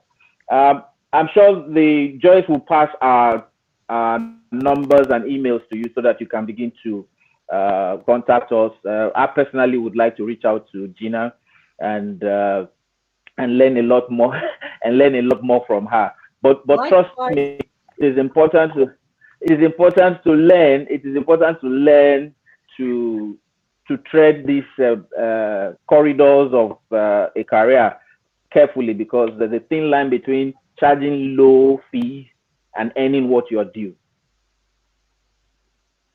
Great. I can jump in real quick and just add a quick anecdote to what. Thank you. Because yes, please go ahead, Gina. No, just real quick, because he talked about turning down things, and it's tough, and that's how you make your living. But there was one client that they really underbid on what I was offering and the value, and I had to say no. And I told him what the number would be, and then it turned out that I just 2 weeks ago was interviewing a woman for my column that I write here on business and leadership communications, and she had once worked with that company, and she said, they talked about how much your bill was, how much your value was. I actually never have worked with them, but what's fascinating is I know that talk about what my value was got spread out, as opposed to how low my number was that I would take, which also would have gone out. So I found that what you just said, Alibaba, super powerful. You got to take a number and you got to stick with it if you can. And I love the idea of trying to do something pro bono, because that's a different brand entirely. Thank you, Gina. Thank you, Alibaba. Please don't go. We'll just take you out backstage and bring a few other people up for the next set of questions. Let me bring Pete up and Kafui. And okay, the question for you is, how can I keep my audience engaged? This question was the second most recurrent question. How do I keep an audience engaged? What do I do? So I have the microphone, I have the audience, I've been paid my money, I'm all well dressed. What do I do? Thank you. As an actor, I was always taught what you've got for free, and we've all got this for free. We don't have to go out and really buy it or learn it. There's three things you've got for free, and that is vocal variety. You've got your voice, but people tend to just operate on one level. And if you, any good speaker, all of them today have used vocal variety beautifully, and it's there. It's there. Why don't you use it more? Practice it. The other thing is facial expressions. That's a good way of engaging your audience because, well, each picture, each facial expression, they say a picture saves 1,000 words. Well, each facial expression that you have practiced in the mirror can save you 1,000 words. So you've got vocal variety, you've got facial expressions. The other one is body language.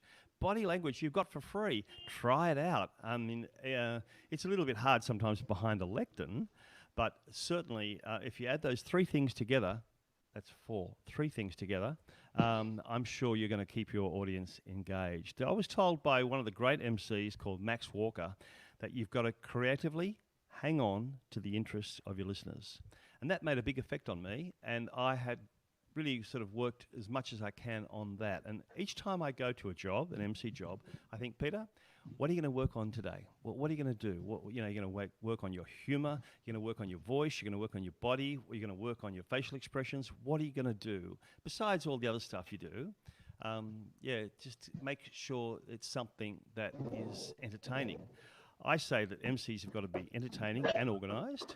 There's two things, entertaining and organized. That's the left-hand side of the brain and the right-hand side of the brain. And MCs are unique in the fact that they use both sides of the brain at the same time.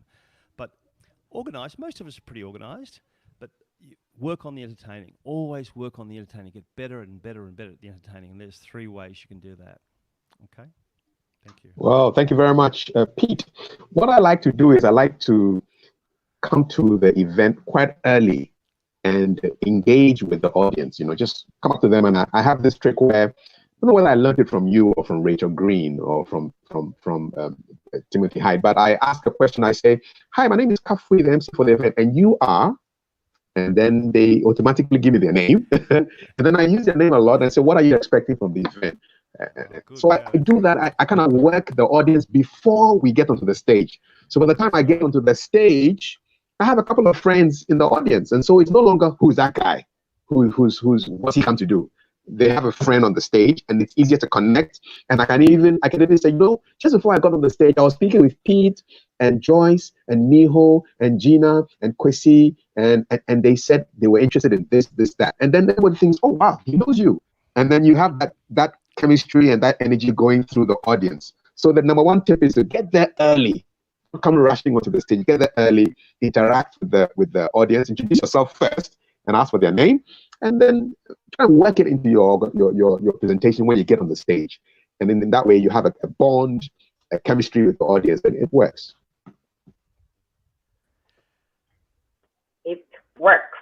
Somebody say it works. Pete, I think you have something else to say. Please go ahead. Oh, well, there used to be an MC, and I can't remember his name, but he was famous that he used to stand at the front of the door and welcome everybody in and ask that question, and he could remember everybody's name. If there was 300 people there, it was an art, and it was fantastic to see. He was his special style, and he would blow people's minds that he could remember everybody in the whole room's name. It was really amazing. But yeah, that's a great tip to get people engaged, is to welcome them as they walk in the door. Fantastic tip. Thank you very much. Kathy, about your fundraising, you raise funds, and you're one of the few MCs that I know does it fantastically. Please speak to us a little bit about that. How I know that increasing engagement, it also helps the audience, the client fulfill something. I'm going to take myself and Pete out, and you just talk to us about fundraising a little bit. Okay, Pete, I'm going to leave you in because I know you'll add to it after Kafui does. Excellent. So I do fundraising in Ghana. We do. When we do book launches, after the book is launched, we have a fundraiser, and my job is to raise money for the author. And so what I do is normally I ask the author, "What's your target? How much do you want us to raise?" And then it's tough asking people for money, but I play it like it's a game, So I don't get too serious. I come in there and I say something like, "Hi guys." At this point, all my friends in the audience are going to start pretending that they have messages to see on their phone because I come to ask them money. But we'll do this in about 10 minutes. It's not hard. I have a couple of ground rules that I want us to obey. So If you raise your hand, I'll take it as a buying signal. So if you have the urge to scratch your head or anything, don't do it, because I'll come to you and ask you for money. If you're not buying, you are clapping.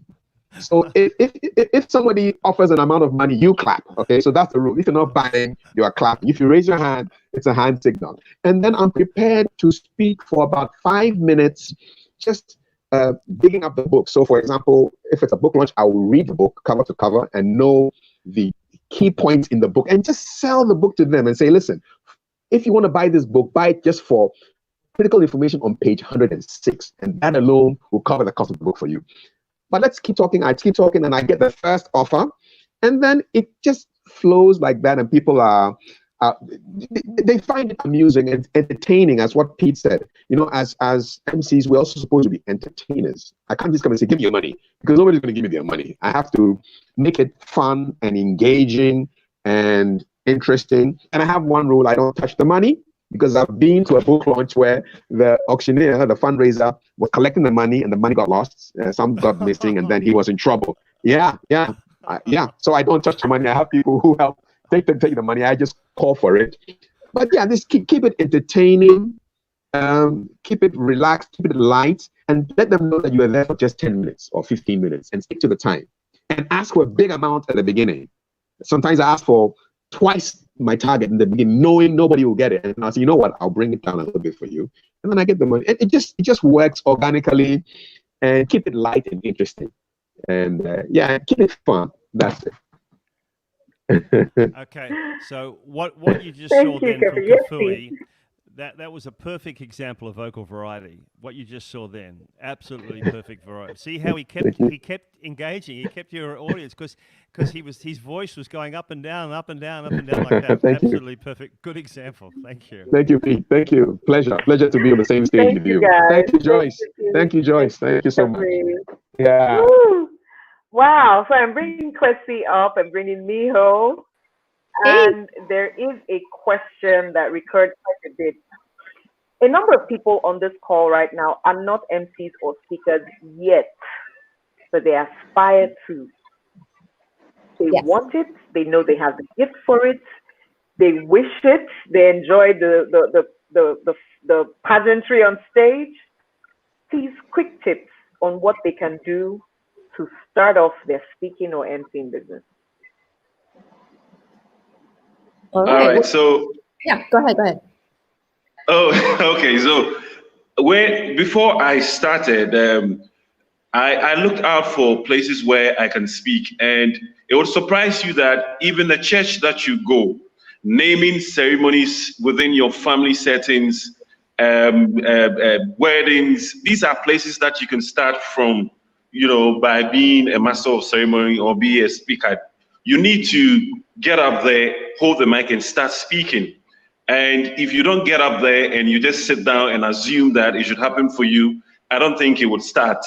Yes, you would go there, you would falter here and there, but then you still have to come back and keep doing it. So that it is practice that actually helps you to become better. The more you get up to go and speak, the more you get better at it. So there are a lot of places that you can start your speaking. Look out for these places, even if that you belong to an association. Make sure that if they want somebody to speak, maybe it's a prayer time, they want someone to pray, you get up and then you pray. If they want someone to actually introduce a speaker, just get up, tell them that you want to offer yourself to do that. By doing these things, you're already on your way of becoming a master of ceremony or a speaker of some sort that you want to become. Yes, I agree with you totally. And my tips are a little bit more specific.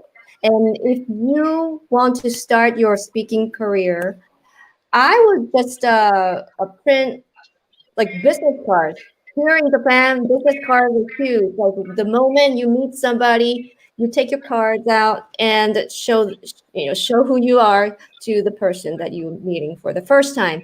So, like stating your title or like profession officially, even though you are just starting out or you're just aspiring speaker, it really gives you the accountability that you have no way to go back, and you just need to pursue your goal to start your career as a speaker or MC. And also, I agree with Kwesi remarks that you go out and ask your family or friends and tell them that you are really serious about this new business. And also, even though you are not a very good speaker yet, sometimes simultaneously you can go to a local Toastmasters club and start practicing, or you can reach out for mentors like Joyce and other great speakers in your country, and because they have achieved what you are dreaming of. So the quickest way is to learn from those who have realized your dream already. All right. Yeah, that's true. And then I think one of the things that I would want to add to it is about the fact that you've got to read and then watch videos of others that are already doing it. And you don't have to forget about the fact that you would have to go and then hold the mic and start speaking. All right. If you don't go and then hold the mic and start speaking, nobody will do that for you. You only sit down and then assume that you want to be a master of ceremony or some speaker. But then as long as you are learning from these experts, make sure that that very opportunity around you, you take up that opportunity and start speaking. Beautiful. Thank you. Thank you, Kwesi. Thank you, Miho. Thank you. The comments, people are following you and they're taking the points away. I'm so grateful. Finally, we're going to bring up the two Richmonds in the building. We have my mentor, Richie Dyers Johnson, and we have Richmond Osuji. Richmond, are you there? Yes, I'm here, Joyce. Welcome back. Welcome back. Thank you. Question for the two Richmonds. Oh gosh, I love you guys. Corporate events. Corporate events. A lot of people think there is a big difference between social events, weddings, birthday parties, and corporate events. So the question kept coming, how can I get into corporate events? How can I break into corporate events? And I know both of you are big on corporate events. Well, at least one of you before you retired. So please take it away. Well, I think I'll let Richmond go first. He's more current than I am. He probably earned a few more bob in the last few months than I did in that area. So Richmond, go ahead. It's nice to listen to you. Oh my God, this is such an honor. This is such an honor. This is such an honor, sir. To be on this panel with you answering questions, my God, it's such an honor. Let me share a joke before I go further. So the first time I met RDJ, I used to call my name as Richmond. And then I met RDJ on this show, and RDJ calls me and says, I was on stage, he was a judge. So the name is not Richmond, the name is Richmond. Put some class to the name. Thank you. Anyways, corporate events, amazing. It goes back for me to what Pete said. You have to be prepared.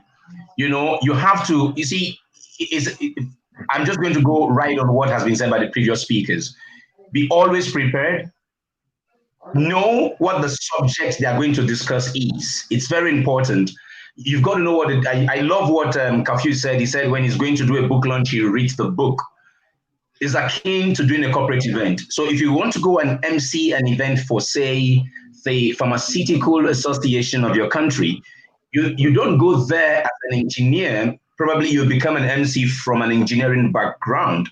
You don't go there speaking engineering jargons to these pharmacists, okay? So you've got to understand a little bit of their own means of communication, their lingua, what they say, how they say what they say. You need to have that understanding. Then again, it's also important for you to do what Alibaba said. You must do the ABCD, above and beyond the call of duty. I give you an instance. So I did this event for a client.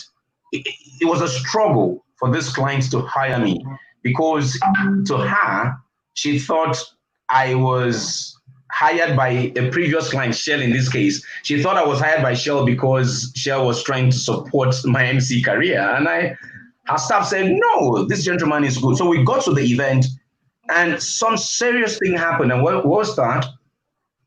I think it was that the flow kind of was disrupted. What was supposed to come was not ready. And there was a lull of about over 15, 20 minutes. And then I carried on like what I was saying and doing was part of the event. For that singular act, I would go ahead and retain that client for another 7 years. So you prepare, okay? Besides and beyond the preparations, you deliver above and beyond the call of duty every time you have the opportunity. And finally, for me, you speak the language as much as you can of the particular client you're representing at every time. Boss, thank you. Richmond, I have very little to add because you said almost everything. What is also important is to remember that that event is not about you. Your job is to facilitate and make everyone around you important. Prior preparation prevents poor performance of the person putting on the presentation. Social media is good, and I've worked with people where I realized that they are more concerned about what they wear, about their hair, more concerned about their makeup, that the client starts to wonder whether this is a fashion show. So you got to be very mindful, especially the female hosts, and of course the male too, that when you put so much on social media about yourself and you take away from the main import of the message of the event, the client is not so happy.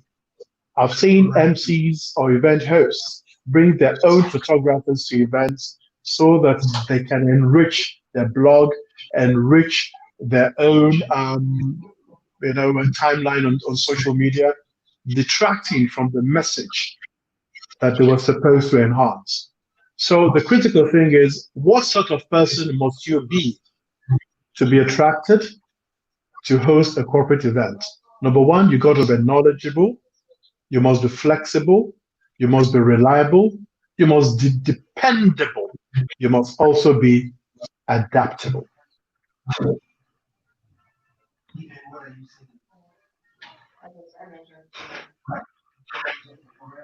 Sorry, I was taking my notes, writing down that I have to be flexible, adaptable. Thank you, Fez. Thank you. People are taking value away, and they're saying that they can do it. They can do it. Just before we come to a close, allow me to bring all the speakers up. Out. Oh, everyone, please put your hands together for all our speakers who are tuned in from all over the world. Amazing. Asked and they came. None of them turned us down. They just said, it's for the people. We are going to do this. Alibaba, where are you? Chrissy, we can hear you. Yeah. I'm here. So please, all smile. Come closer to your cameras and all smile because we're taking this photograph right now. Is it a group photo or what? Group photo? Group photo, yeah. Family photo. Family photo. Hey. One more. Now give me thumbs up. Give me thumbs up. I just took a screenshot. Nice. Awesome. Thank you so much. On behalf of all those whose lives have been blessed today, thank you so much. I'm going to share with all the participants your individual links to your social media platforms. Everybody will update and continue the conversation with you. Thank you for being so open and giving of yourself. I love you all so much. Thank you. And I'm going to come again very soon and call you for another one. Joyce, Yes, one Joyce. second. Joyce, Can I, Joyce, can I, Joyce, one second. Joyce, Okay. munch the question on the chat and munch all the questions and chat in the chat room, munch and send to us. Okay, sir. I will Yes. do. So go munch the questions before you sign off. Munch all the questions and the conversations in the chat room, and Okay, sir. send to all of us so we can look through all of them. Before we go, can I, on behalf of all of us, say thank you to Joyce as well. Joyce, well done for bringing the tribe together. Well done, well done, well done, well done, well done, well done. That was a good one, Joyce. I enjoyed every bit of it. Thank you. Thank Thank you. you. There is still a big announcement coming. Thank That you. was I'm taking our speakers out with, I promise I won't keep you longer. And it's exactly 6:01 now, so I'm going to keep to my word. Thank you. Thank you so much all. So, some people are going to win some gifts, some teeny gifts of 10 gigabytes of data, 5 gigabytes of data, wherever you are, as long as you can purchase the data online, you can buy it and send to you. But you have to do something for us right now. Tell us in the comment section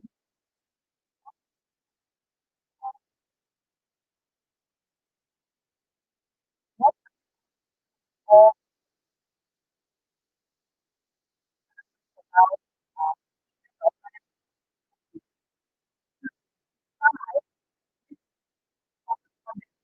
you are.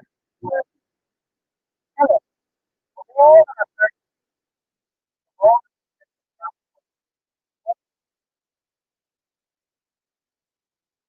the things that what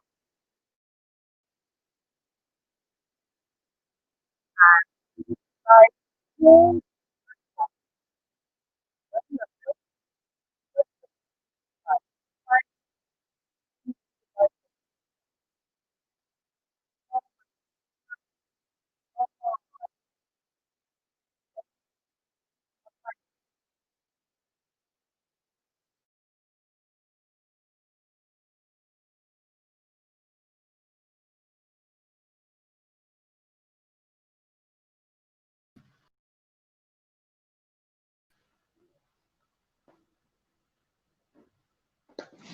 Can you hear me now? Can you hear me? I'm sure this is better. If you can hear me, say I hear you. Audio is back. Great. So the assignment is this. Write in the comment section what you will do differently going based on what you have just heard from all our speakers across the world. Our panelists who are still here will read through the comments coming in and decide which of these comments deserves a prize. What is the prize? You will get 10 gigabytes of data. In Nigeria, that's a big deal. In Ghana, I think that's a big deal. I'm not sure about Japan and Australia, but if you qualify for it, wherever you are, as long as we can purchase the data online, we will buy it and send it to you. We're going to take three winners. So we are reading your comments to see who will win 10 gigabytes of data. What I will do differently with all the information I have just received. Whilst people are writing in the comments, allow me thank everyone who has come in. People are here from Argentina, of course, Nigeria, all over Nigeria. We've seen some people say they're from, I'm trying to read through.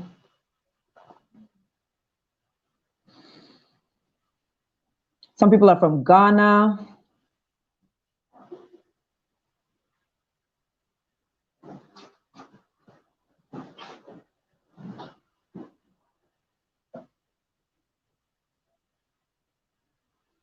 Oh, for some reason, I'm not able to see all the chats here. Yes. Oh, yes, some people from Japan here. Oh, thank you so much.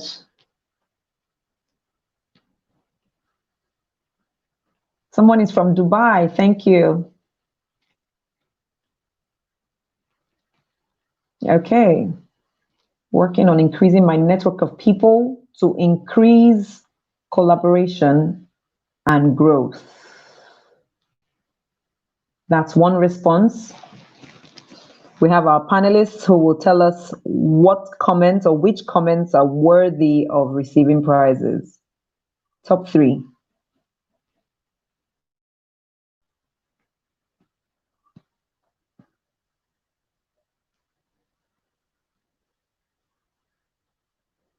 I will take action. I will write a book. I will travel to other regions. I'm presently going to LinkedIn to connect with all the speakers of today. I will buy my microphone before Friday. This is Teddy King from Cameroon.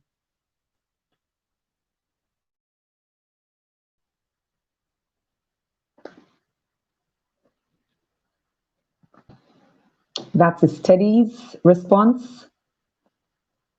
Winifred says, build myself to be a corporate event MC as a female host, not focus on my looks, but add up by enhancing the main message of the event called upon by client.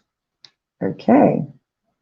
Geraldine says, oh, this is from Jesu Joba, says, with all the knowledge I have received today, I will reapply myself to the craft of emceeing and public speaking, arriving my venues much earlier to create better one-on-one rapport with the audience. Whoosh!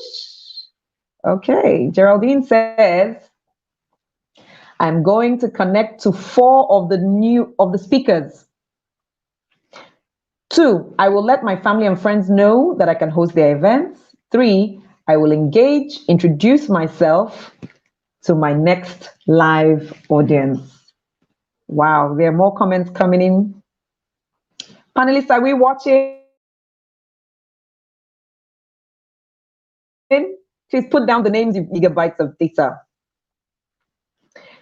Favor says, firstly, I would begin by listening and watching videos of people who have gone ahead of me in the speaking world. Secondly, self-awareness is key. I would refer to myself as an MC. Okay.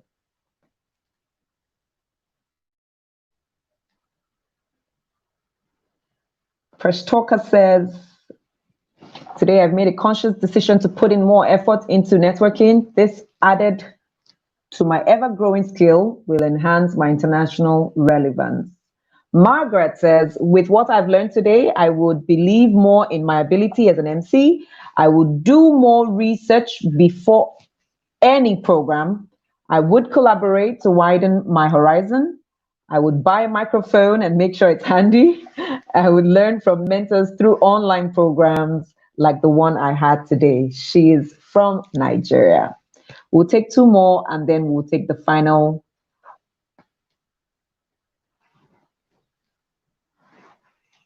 It says, I will be ready to do what others will not do now to have a future others will not have. Just 2 more and then we're out. Going forward, I will pay more attention to my delivery, prepare to adequately stand in during downtimes and pay it forward. The latter is geared at establishing a legacy which will outlive me. Finally, we're taking from Tola Adetola. It says, I'll work more on my visibility, collaborate with more equipped MCs than myself. I'll leave my comfort zone for more and network. Wonderful. Panelists, I'm sure we have winners. Top three names. Top three names. Top three names. Top three names. Do you have your three names? Yes. Okay, I'm seeing them. Somebody says it's hard to choose.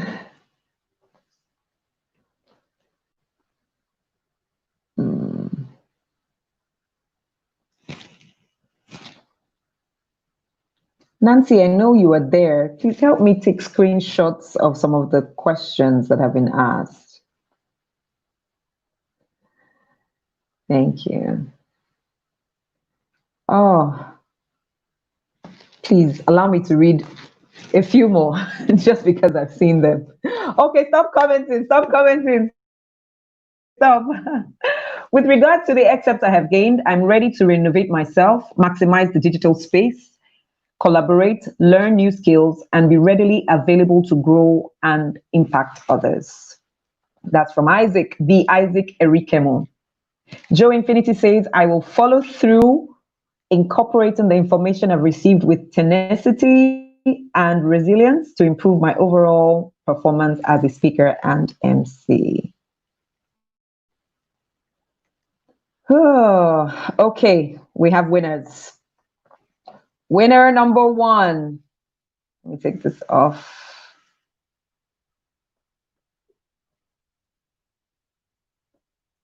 We have, I think the name that's most recurrent here is Winifred. Winifred.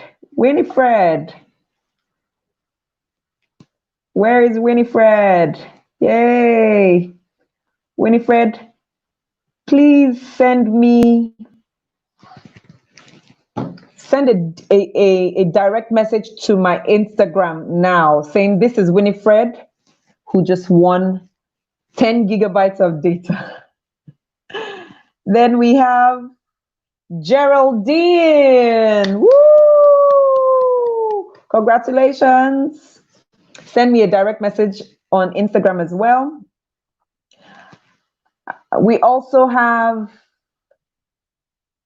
Prof Disu CFR. That name has come up 3 times or 4. Prof, congratulations, Prof. Congratulations, Prof. Yay, 10 gigabytes of data.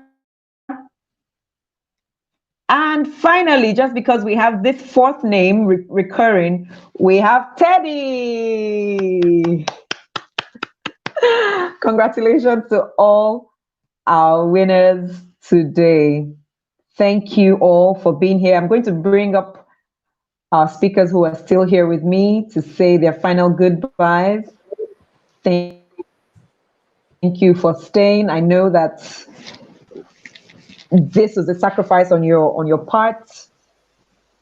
So please come off mute and say good night and goodbye to everybody as we take our leave. Thank you so much for joining. Bye. Thank you. Thank you. Thank you. Arigato. Merci. Arigato, merci. Oshe. Dase. Thank you. Akbar. Merci beaucoup. Merci beaucoup. Yeah. Thank you. Nice meeting you, Miho. Nice meeting you, Gina. Lovely meeting you all.